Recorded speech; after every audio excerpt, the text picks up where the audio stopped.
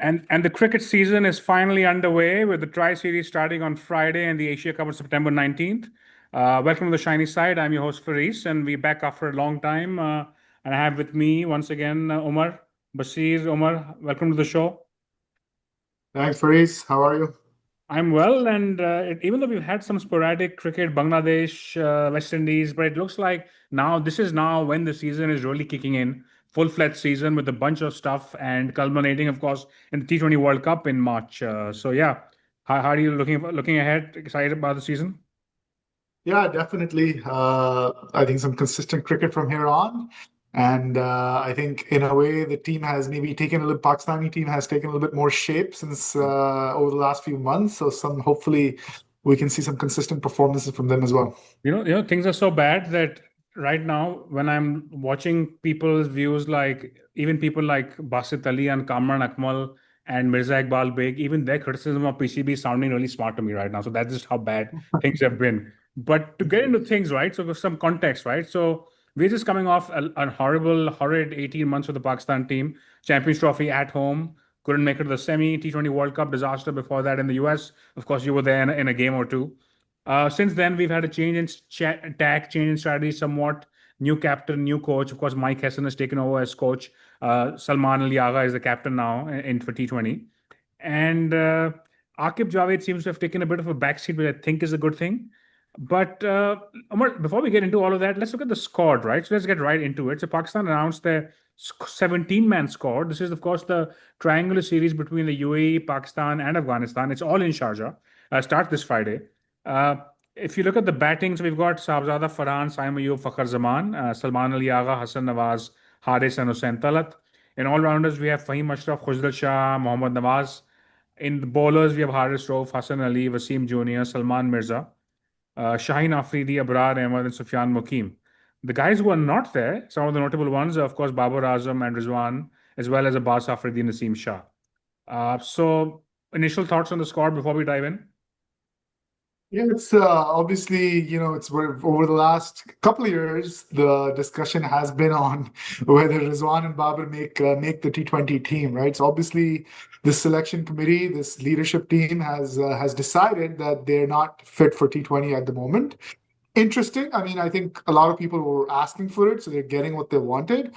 For me, okay, that sort of makes sense. But when you look at who they've picked, really from the batsman perspective, I fail to kind of, nobody's really stood their hand out, right? Obviously, the people who make the 11, Hassan Nawaz and stuff, they definitely have done well. They've been top scorers in PSL.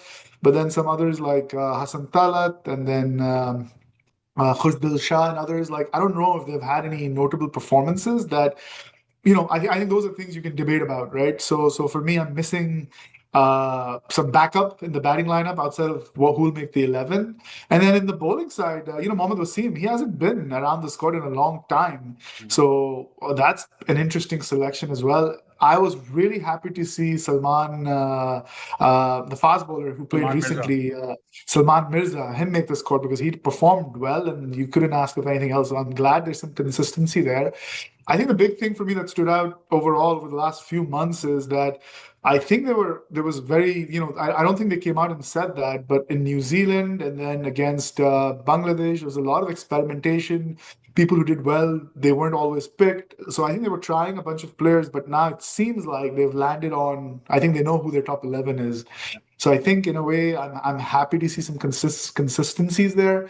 Hassan Nawaz, after the New Zealand series, 100 and a few ducks, you would have sort of argued which way to go with him, but they've stuck with him. So and he's performing. So I think all in all, fair selection. I mean, I don't think anyone really has a strong case to make it into yeah. this quarter I missed mean, out. I have some thoughts, but I think my non-sensational take is if I would pick a 17, it probably 13 would probably overlap with what they've announced, right? So it's overall Right. the bulk of the stuff is there. I guess looking at the top of the order, Sahabzada Farhan, I think he's had a stellar year across Yeah. formats, starting in domestic. So I think Saim Ayub, Fakhar is pretty solid top three, I would say.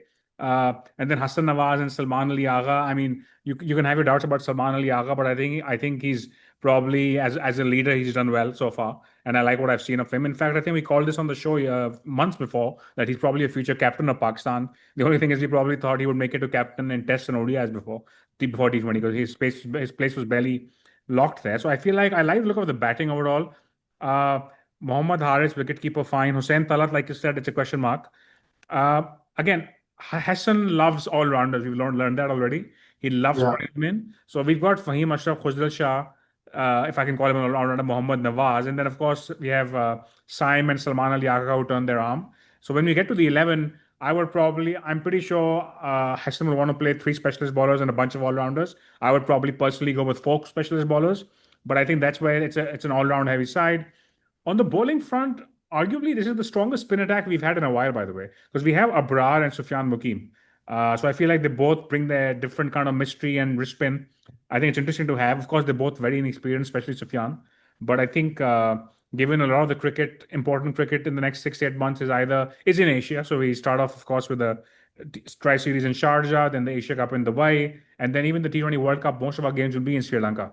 So I feel like having a good spin attack is a decent option. And with the pace guy bowlers, we are the same pretty much. The Shine is the same, Rauf is the same, Salman Mirza is new, of course, and we'll talk about Mohammad Wasim. Um, but yeah, I guess I think let's get to the Babar Rizwan conversation, right? So I think I like something with Bazir Khan said, right? He said the first thing you need to do is don't talk about Babar Rizwan, talk about Babar and Rizwan separately because they're separate players, separate styles, separate performances. And I think if I pull up the stats here, so I don't have them to be on screen, right? But I just pulled up the averages performance of all these guys starting say early last year, like starting about the last 18 months, right? So guys like Fakhar is averaging Mhm. 25 in T20Is, strike rate 142. Saim Ayub is 23 average, 140 strike rate. Hassan Nawaz 175 strike rate, average 28, so it's a good balance. Saabzada Yeah. Farhan is actually averaging 22 at 136, but if you make the cutoff this year only, his strike goes to Yeah. 170 and he's averaging 60. So again, Right. hard to argue there, but I think this is what's interesting, right? So people have been talking about how Babar Azam does not make it, he's too slow, etc., etc. Babar Azam in the same period where he obviously looks like he's struggling and he's not the fluent Babar we know, is still averaging 33 and has tried a 133. So I get Yeah. 133 is not brilliant, but then we have Simon Fakhar who's only six numbers ahead, right? So what I'm saying Yeah. is I'm not saying he's a shoe-in and he should be ahead of them, but he's definitely there or thereabouts is the point I'm trying to make here. Yeah, I agree. Certainly. I mean, I think Saim has been very consistent. Saim and Salman Agha have been the big names for us over the last couple of years. So they definitely were confirmed there, right? Fakhar Zaman, to be honest, for me, he wasn't even a shoo-in. I kind of had to recall all the statistics and his performance because he hasn't really. I don't think he's won us a game, right? In the last year or so that he's been playing, he's had a few decent performances, but I don't think he's been very consistent. But that's like you said, when you dig into the numbers his and Babar's aren't very different. And again, for me, that's where Babar could have potentially made it into the squad. I don't know if he walks into the 11, but given the style of pitches, right? Like if you just look at very recently where the series in Bangladesh, where they were very spin friendly, bowling friendly wickets, we were being bundled out for in under double digits. Yeah. So I think that's where you need a guy like Babar potentially who can hang out, right, and keep the scoreboard ticking. Now, lately that's been a challenge for him too, Yeah. acknowledging that, but he's That's probably what in a I'm better saying, right? position Like to do these that. numbers we're looking at are Babar's worst of all time. That's it. Those are his floor, not his ceiling. While for the others, Yeah, like for yeah, Saim and the others, these are probably as well as they're played, right? So even at that, right. I'm not looking at the average, right? But even the strike rate is not that different. 133 versus 139 is not that Yeah, different. yeah, Uh, yeah, yeah, and there's one more thing here. So Salman Ali Agha, again, I'm all for him being the captain, but his strike rate in T20Is is 114 in the last 18 months. So yeah. I saw that as significantly well. below Babar, right? So I guess it begs Yeah, the question. And if you look at Rizwan, on the other hand, average is higher than Babar and than anybody else, 41, but yeah, 117 strike rate. So I feel like that is definitely, like a significantly low strike rate. I don't think if it's acceptable in T20 to average 113. So I feel like my take on this is if I was putting the squad together, I'd probably have Babar, maybe not in my first 11, but in the squad, but Rizwan probably would not make it. That's how I see it. yeah. In a T20 squad, you can only afford to have one player who, if you want to call it the anchor role, right? And I think, yeah, Babar makes the squad. If the pitches start turning too much or becoming bowler friendly, Yeah. there is a case for him, to be made there. I think on the 11, right? I don't think besides Hassan, Saim, Salman, the rest you could kind of argue how well they've performed, right? So I think including Haris and Fakhr both. So yeah, I think I agree with that sentiment, right? But yes, I don't think Rizwan has definitely he's on the slower side. The numbers show that. There's a lot of recent performances that people have strong feelings about, and he sometimes seems to suck the oxygen out of the room on the pitch. So I think yeah, I would go with that as well. And again, I think we've all seen this. So I think Mike has to credit to him. They said, look, Babar is in our plans. We need him to work on a couple of things, and he's obviously playing the big bash this time around. So my sense is I probably expect to see Babar back before the World Cup, if not before the Asia Cup. Because even now, right, if somebody gets injured in the top four, I feel like he's probably the next bet. It's probably him or Abdullah Shafiq or somebody like that. So anyway. I think before we Yeah. and just to kind of build on that point, so before going in the bowlers, Umar, I'm going to go and show you some stats for the UAE. So initially, when I looked at the stats for UAE, it said average scores 120 and 30. I said, hang on, I shouldn't look at T20Is in the UAE because that's essentially UAE playing other associate nations.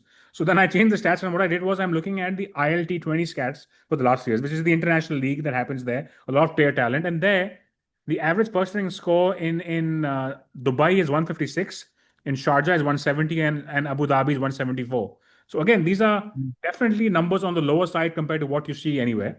So at the Yeah. point again, I don't have Sri Lanka stats top of my head. But I know the World Cup is 6 months away, but even Sri Lanka is not necessarily a India kind of high scoring ground, right? Correct. So Correct. all the Yep. reason for I think for someone like Babar to be in the mix, and I know I get the fact that people want to have the I think there's this thing that Babar ko hatao and sab kuch sahi ho jayega. My take is a bit more nuanced in my view, at least that I just feel like the reason we lost in the last 6 years, last 2 3 years is not because Babar was there. That was obviously a problem, but that wasn't the. It's not like you take a second, you take him out, things are looking really rosy, right? So I feel like I Yeah, would yeah, yeah, have him absolutely. there thereabouts, especially when these are the kind of average scores you're looking at.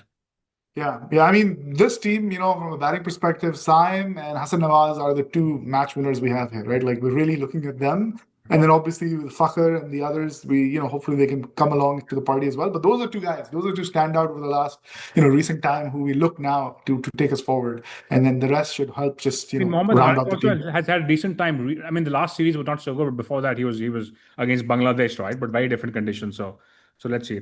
Um, Before we come to the batting, right? So if you look at the bowling very quickly, so again, lately, again, the same stat, 18 months T20I, Shaheen Afridi's average economy is 8, average 22, Haris Rauf average 16, economy also 8, Mohammad Naseem Jr. average 21. So he hasn't played a lot of game, but he's got a better record than Shaheen marginally. Abrar again 7.4 economy, it's quite good. Nawaz 7.1 economy. So again, I think a lot Yeah, of Nawaz's games have been in the last 6 months only because he wasn't in the 11 before that. And he'll be playing right. but spin friendly conditions. But again, he's going to get more of that. So uh, And he's in the recent past, he's actually opened the bowling as well with Shaheen. So that gives us that flexibility. We all know Haris, he's not a new ball guy. So having him in the team gives us that flexibility to open the ball. And he's been doing well. And again, he's an all-rounder as well. So I think the other thing is, Omar, who will take the new? So you come right to the point, right? If you look at how we put the ball in together, Shaheen will. I'm guessing Shaheen and Haris are playing for sure, right? And then who else you play as an add-on? If Shaheen Yeah. is probably going to open the bowling, Haris will ball through the middle and to the depth. Who's going to take the new ball? So even in the squad, Wasim Junior, not necessarily your best new ball option. Maybe Hassan Ali, Right. that's why he's there. If he plays, I wouldn't have him in the 11, but I'm guessing that's the thought behind him being there. Yeah, unless there's seaming condition, Hassan Ali definitely does not make my 11, right? I'm surprised he's in the squad. I mean, yes, again, on seaming wickets, he's had some decent performances recently, but as soon as it's batting friendly, I mean, he doesn't have it in him, right? So for me, I think you'd find this interesting. For me, I think Fahim Ashram makes the 11 over Wasim as the third pacer, given that we have multiple bowling options. So I think, we need a couple overs from him. So from that perspective, if it looks like a wicket with the ball seaming, Fahim could open it with Shaheen. Otherwise, I think Nawaz is the go-to. Even Simon T20s has bowled quite a bit, right? So Simon T20s has Done bowled a that. fair bit. So Yep. especially in the power play as well. Right. Yeah, I Right. think that's the combination we have. And then again, if reverse is kicking in, then Wasim Jr. can be lethal. He possibly is the best exponent of reverse swing we have along with Shaheen. But I don't know how much reverse. Yeah, and we haven't really seen that, right?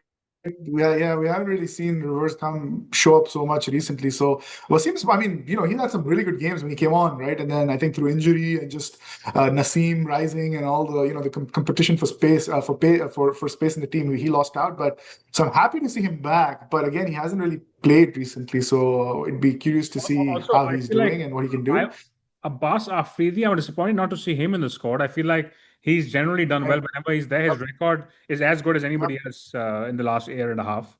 What's your take on that? Would you Yeah, back yeah, in the yeah. squad? I'm with you. Right? He can hit the ball far too, but again, if you just look at it purely on the bowling side, yeah, I think he's always been fairly consistent. So I haven't found a data point on why Wasim made it, right? Just besides his history, and that hasn't been recent. So I'm curious to understand why he made it to the squad. Again, happy to see him return, but Abbas Afridi Yes. definitely had a stronger Sometimes these claim. decisions are weird, right? Because you don't know. Hang on, so you guys left this guy out for whatever reason. So what has changed now that for you to bring him back? So it's hard to sometimes, Yeah. I guess, analyze these things. Yeah. But Yeah, so what's interesting is, besides Salman Mirza and Shaheen, none of our fast bowlers like taking the new ball. Like it's just quite interesting, right? That does Hassan our Ali tier make, one or, or, pacers. or is that by more like by default? Yeah, I mean I guess Naseem, you could say he enjoyed the new ball, but yeah, we definitely need, as Wasim Akram always says, that you need people who can bowl in all types of conditions, at all times of the game. Yeah. And yeah, I guess if a bar stuff, that's the other thing, right? So if you look at, I think that's the thing. So if whether we like it or not, a lot of these guys get branded that way. Haris is middle and depth. Shaheen is up front and perhaps middle, not depth so much. And I think that's probably why Hassan Ali makes the cut because he's somebody who can kind of ball in all phases, right? Like even Abbas Afridi is meant to be middle and I think that's probably why I wouldn't have him, but that's probably why he made the cut for them. Um, Yeah, for sure. I mean, Hassan Ali, again, when you watch him bowl on bowling friendly wickets, it's if you think he always needs to be in the 11, but unfortunately, the pitches aren't always like that. To your earlier point on spin, I mean, that's going to be critical in these pitches. But yeah, very inexperienced team, but they all have they have all the ingredients to do well. But, hopefully inexperience doesn't work against them again in a big tournament. So let's look at the 11 now, right? So generally, if you look at how they've been playing recently, they've had two of Saim, Sahabzada, Farhan, and Fakhr open, and they leave the third one out. Uh, so I think one way they can structure the 11 is open with two of those and have Haris leave the other third one out and have Haris at three. And then the other option is Yeah. you play all three of those top of the order. So the 11, the way I see it from the current squad, the way perhaps I would set it up, I'd probably have Saim, Sahabzada, and Fakhr.